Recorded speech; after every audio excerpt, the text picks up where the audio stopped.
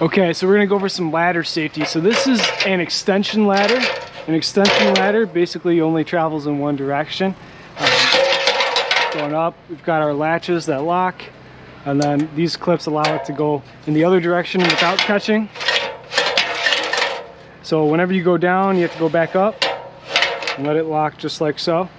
Now when you go to set up your ladder, you want to make sure that it's up high enough where a few rungs get past where you're going. So let's say we want to go and get up on this roof. You gotta click up a few times so we're at least 3 rungs past where we want to go. 2-3 rungs, but we don't want to be at the very, very top. I think that's a little unstable. So you can go right here. And then what I want to do is set the ladder at a 1 to 4 angle. So for every 1 unit I travel out, I want to travel 4 units up. And so here they kind of give you an example of that. You want your feet standing at the base, and then you want to extend your arms out, and you should be able to reach one of the ladder rungs. And that keeps you at a 1 to 4 angle going on our rise and run. So we're rising up 4 units for every 1 unit we go across. So this is about right. The ladder at my feet and here. Now here you can see the ladder has 2 different types of configurations for the feet.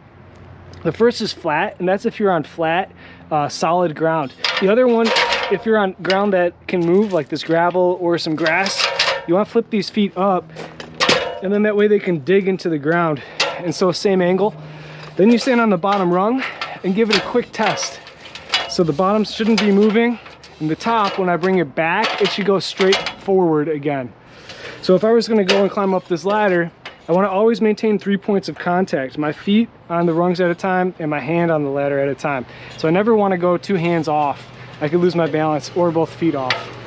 When I go and make my way up, then I can go and make my approach on. This is why you want to be a few rungs above, so you can make your transfer easy.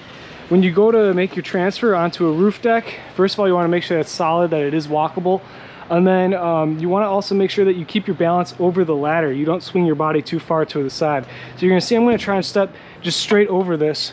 My hand is on something that I can support as well. And then I can make my transition onto a roof. When I go to get off onto a ladder, I want to make sure that I have someone holding the ladder below or spotting me if I'm new to this. And then I want to do the same thing. I want to make sure that I keep my weight over the ladder and that I don't swing too far to the side. And then I can go and make my approach back down to where I came from. When I go to clean up the ladder, rock it back, drop it all the way down, and then I want to make sure that it's latched, so I bring it up to the closest rung that I'm allowed to, and then I want to tip it down. When you go to carry a ladder, you want to carry it on your shoulder,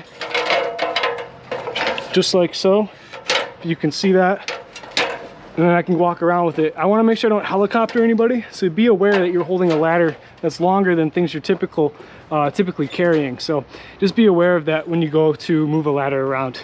If you go to set a ladder down, follow those same methods so that way it doesn't tip over. So 1 to 4, and that it's solid. So find a spot that's going to be solid, and that's not going to fall over or tip on somebody. If you're going to actually set them down in a work site, set them down somewhere no one's going to walk, so off to the side against a fence, and set them down flat. This is an A-frame ladder. So the A-frame ladder is a lot simpler. You just want to make sure that it latches properly, that it's on level ground, and that you don't stand on the top or the second to the top, because it's off balance. So when you go to extend it out, hit these down, make sure that they're locked. Make sure that you're on somewhat even ground so it doesn't wobble on you. And then when you go to approach it, you never want to step on the this side. This side is just supporting the frame. It's not made to support you. This is the side that you step on with the steps.